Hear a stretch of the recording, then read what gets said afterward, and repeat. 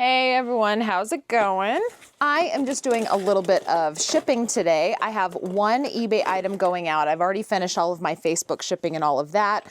If you're at all curious, on eBay, I sold a 6-pack of capsules. Those are for like some sort of an aerating wine machine. You put the little capsule in and it aerates your wine, I guess, as you pour it out of the bottle. I've actually been selling a lot of these lately. I had them listed for a while and nobody really wanted them, or rather, maybe it wasn't that nobody wanted them. Maybe there was just more competition than there is now, and now mine are finally starting to sell. But if you're curious, they sold for $25.27 plus the cost of shipping. So my profit on it is around $23 or so. But I decided to go ahead and switch the camera on today because we have something to talk about regarding shipping because, surprise, surprise, prices are going up again. And I will be the first to admit, sometimes I get a little numb to the actual cost of shipping. You know, I'll just print the shipping labels because they need to be printed. I'm kind of one of those people, like I will pay attention to prices to a certain extent, but if it's something that I need, I will just pay it and not really give it a second thought. You know, like for instance, putting gas in my car. Yes, gas prices have been outrageous, but I need to put gas in my car. So I guess when I pump my gas, I just kind of like, I don't need to know how much it is because I have to buy it. So it's just, it is what it is at this point. I've been kind of that way with shipping too, honestly. I know that shipping costs have been going up, but especially with something like eBay, eBay charges the customers the price that they need to pay. And so it's collected and remitted to me so that I can buy the shipping label. So realistically, it doesn't matter how much the shipping label costs on a day-to-day basis to me because I have to print the shipping label. The customer paid for it. So regardless, I have to print the label. I can't just focus on the price all the time. Otherwise, I'd go crazy. But I want to talk about the price increase again. So every single Q4, the price of shipping always goes up. I mean, they call it a temporary price increase, but come on, let's be real. It is going to be the price that sticks in January because every single January they have a price revision. It's always an increase. They've been doing them 2 to 3 times a year if you want to include the Q4 bump that they always do because, you know, it's the holiday season. They have to find a way to try to compensate for the uptick in services that they are providing. They keep experiencing loss after loss year after year. So therefore, the prices that we have to pay in order to ship merchandise around the United States or international, it keeps going up. This package in particular, and this is what I want to talk about. This little box right here. This little box weighs 15 ounces. It is very small. It is not a very large box. Back in the day, a 15-ounce box going first class, which this is not going first class, but just for instance, a 15-ounce box that's this size 5 years ago would have cost around $3.80, give or take. Today, the eBay discounted price was $7.14. $7.14. That means that this little 15-ounce box today costs more for me to ship than a priority mail flat rate envelope only 2 years ago. What the hell is going on? Like, this can't possibly continue, but the problem is it is going to continue because they keep taking losses every year and they have to find a way to pull money back into the postal system. And it's frustrating because at what point are people just going to say enough? And they're just going to start paying less for items because things cost so much to ship. So of course, the new postal rate increase has not taken effect for this box. This is the cost of what the temporary price increase is for Q4. The proposed prices, which I will link down in the video description. I'll also probably pin it to like the top comment of the video or something if you want to go take a look. It's really hard to decipher what exactly the projected postal rate increases will be for January, specifically because they're not doing it based off of a percentage. They might be doing it based off of a percentage, but the chart that we see is just dollar amounts. We're not seeing a chart with, oh, this is going up 10% or this is going up 8%. We are just seeing dollar amounts within the chart. And from what I can tell, just a brief scan of what I did, I looked at, Ground Advantage, because that's basically what I use. And I also looked at Priority Mail, and it's an average of like 50 cents. Now, it could be more or less depending on how far the package is traveling. If the package, is traveling super far, then obviously it's going to be a little bit more of a cost increase versus if you are shipping closer to you, it might be a little bit less. But from what I can tell, from what I typically ship with the Postal Service, it's roughly a 50-cent increase across the board, which if the average package that I ship is $7, that is roughly a 8% increase, which an 8% increase is a lot. That's a lot. Now, is it going to be another 8% on top of the holiday prices? No, I'm just using this as an example because this is not my typical package. My typical package is a little bit bigger. I would say the average package that I ship on eBay is probably in the $9 price range. On my Facebook page where I do shipping, I primarily use UPS because that is just the cheapest shipping option when I'm dealing with like bigger boxes of merchandise. I would say UPS with bigger boxes and things, the average ship that I do is about $15. But we're not talking about UPS, we're talking about USPS. And for that, that's mostly eBay packages. And that is on average about $9. This was $7 and it was going, ground to Washington for $7.14. So for this package right here, for it to go up 8%, that's a lot. But I'm not doing this video today just to complain about prices because let's be real, complaining about prices doesn't get us anywhere. We have to be able to ship our items if we sell online. So complaining about the price going up does not accomplish anything except maybe temporarily make ourselves feel better. What I want to do today is I want to open up discussion about things that we can do to combat this and what you as sellers are planning to do about this price increase so that you're not, losing profits every single month. I just recently did a video where I was talking about how there was a wrench thrown in my sourcing situation and I was gonna just start immediately losing profits if I didn't change something. Well, this is an exact situation to that. Instead of cost of goods going up, we have a shipping expense going up. So what can we do to combat this? And so these are some ideas that I wanted to give you. And if you have other ideas to contribute, please put them down in the comments below. That way, all of us as sellers can continue to be profitable and bounce ideas off of each other. So a lot of you guys probably already know how I feel about free shipping. I am not for free shipping anymore if you are a small private seller, unless you have the profit margins to protect your profits. Because the thing is, when you do free shipping, you cannot guarantee exactly where your buyer is going to be. Your buyer could be the next state over, could be the next town over, it could be the entire country away. You have no idea how far this package is going to have to travel. Therefore, it makes it really hard to predict what the shipping cost is going to be. The only time you can do that really is if you're a more experienced seller and like this package, this 15-ounce package is going to Washington. Since I am in Kansas, that means that Washington is about as far away as I can get. Whether I ship to Washington or Florida, the only places to ship that are further than that are like Hawaii and Puerto Rico. So I can kind of guess, well, if I wanted to do free shipping on this item, that I would have to add an extra $8 to my price to make sure that I am collecting enough money to pay for the shipping label and still be profitable on the item.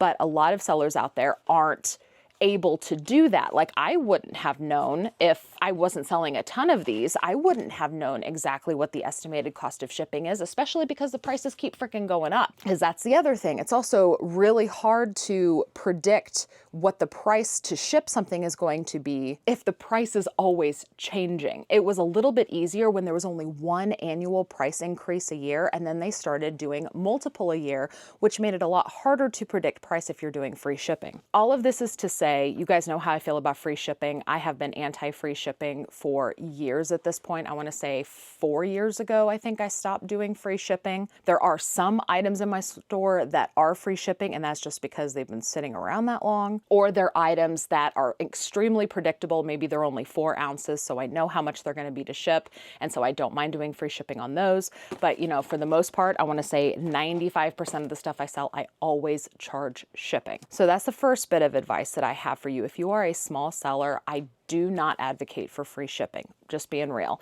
The only time I would advocate for free shipping is if you are selling extremely lightweight items. We're talking 8 ounces and under, that you know what the shipping is every single time consistently. Because maybe you sell a lot of clothing or you sell a lot of cosmetics. You know that your shipping label is never going over $5 because you've sold the exact same weighted item for so many years or so many months that those shipping labels become predictable. If you are not in that situation, I highly recommend charging shipping. Now, this is the next bit of advice that I wanted to open up for discussion and see what you guys thought. I've always been a advocate for charge shipping and not the flat rate shipping, because with the flat rate shipping, again, it's like you're guessing how much the shipping label is going to be. That being said, I do think that there can be some situations where the amount of charge shipping can potentially scare off a buyer. And I think that we're starting to get to that point. You know, this little box was $9.20 charged to the buyer. I paid $7.14. The buyer paid $9.20 because that's what eBay calculated their shipping cost to be. $9 in shipping can absolutely scare away a customer. So if you're not wanting to do free shipping and you're worried about calculated shipping, you know, scaring off buyers, this might be a perfect opportunity to start essentially splitting the cost of the shipping with the buyer and doing a flat shipping charge. So please let me know if you're a seller that does flat shipping. Let me know down in the comments, how is that working for you? Because I've heard of people doing just a flat $5, $6, $7 shipping. And while the shipping label is more than that cost that you're collecting, you're kind of splitting the difference with the buyer, so to speak. So you might go ahead and pad your sale price a little bit more because you know that you're going to have to pay some overage for the shipping label because the $5 you're collecting is only going to cover maybe 75% of it or something. It's not as intimidating to the customer to see such a high shipping charge. So that is definitely an option, because I do think that it is going to start getting to the point where charging shipping to the buyer, I think depending on how heavy the item is that you're selling, it could start to scare your buyers away. And now a year ago, I wouldn't have even considered this because I had always been emphatically charge shipping. I want to make sure that regardless of what happens, eBay is charging my customer for 100% of the shipping label, so that way I can accept offers, I can know exactly what my profits are going to be. But the thing that has changed my mind over this last year has been doing Facebook sales. So as you guys know, the primary platform that I'm using for selling my merchandise right now is Facebook. I do still have eBay sales. I have my nut and candy website where I'm shipping. Those are the only times where I am like posting items for sale, waiting for them to sell, and then shipping them out. Facebook sales, you know, I am constantly dealing with that. I do shipping only 1 time per week. I box lots of items up. Most of those items are going UPS. And because I'm having to do shipping invoices for Facebook sales, I have been really doing more of a flat rated shipping. What I kind of did in the beginning was I was letting the weight of the boxes kind of determine what my shipping prices were going to be. And when I started noticing trends, I can kind of predict how much UPS is going to charge me for boxes of a certain size. The only time that this doesn't really apply is if I have a box that's really super heavy, like one of my amazing customers on Facebook just today, their box weighed nearly 50 pounds. It's really hard for me to predict how much UPS is going to charge me for a 50-pound box, so I can't just, you know, shoot a number off the top of my head. However, a lot of my customers, whenever they have a package that's between 5 and 10 pounds, I can basically send them an invoice for, you know, $12.50 because that's usually how much shipping is going to be.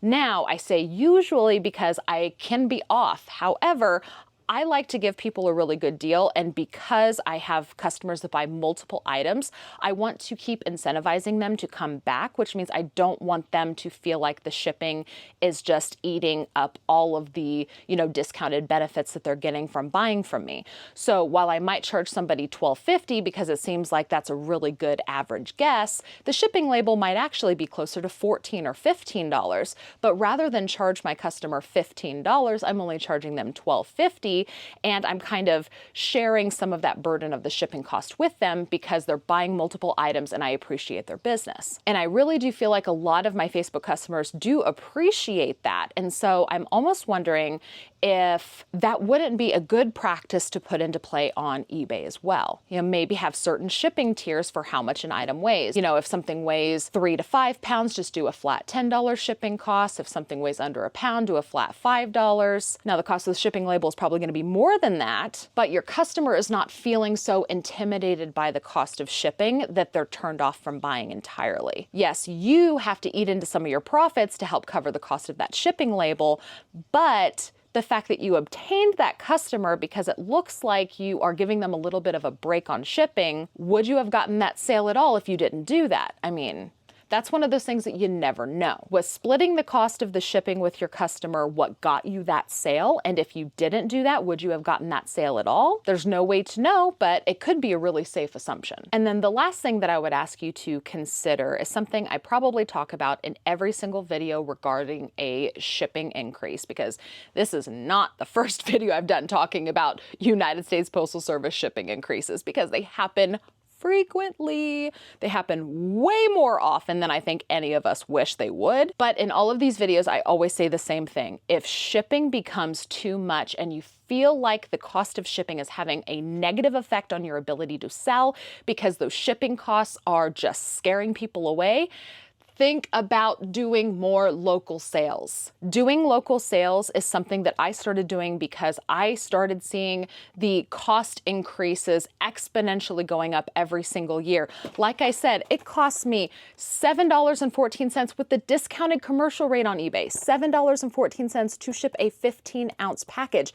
This same package would have been like $3.80 a few years ago. That is almost double the price. Almost double the price. Where is the price going to go in another 5 years? Is a 15-ounce package going to be $10 to ship in only 3 years from now? At the rate it's going, it feels like it. And so we really have to be proactive, and we really have to consider what other things that we can do to offset all of these increases, because customers are only going to be able to absorb those cost increases for so long, because let's be real, nobody's income is keeping up with inflation right now. Who knows if it's going to get better? It could always get worse. That's why I say doing more local sales is absolutely a way that resellers can continue to make money and not have to worry about the cost of shipping. Because if you think about this one package in particular, the customer that purchased these little capsules ended up paying me $34.47 out of pocket, not including sales tax. I'm not including sales tax. That's just the cost of the item plus the cost of the shipping label. $34.47. If they would have bought it from me locally, they could have saved on that shipping cost and paid only around $25. Actually, it could have been even less, because if I'm selling it locally, I'm avoiding the cost of platform fees as well, which means I could knock some more money off. So I could probably sell this for $20.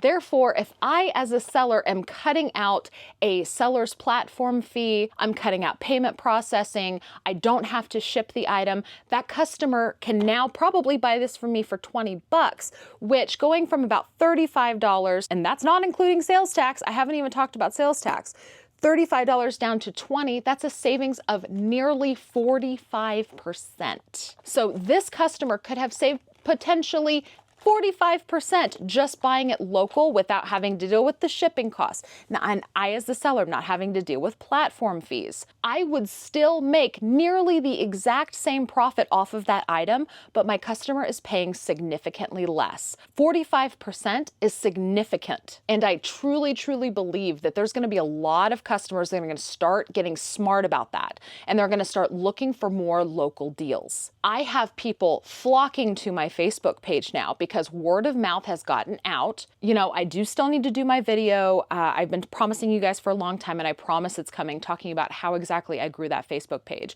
You know, I post advertisements in local buy-sell trade groups. I do not pay for ads. That is an option, but I do not pay for ads. I just simply advertise in local buy-sell trade groups. You know, if I'm at the bin store or if I'm outsourcing and somebody asks what exactly I do, I tell people now that I am a reseller. I tell them I am a personal shopper.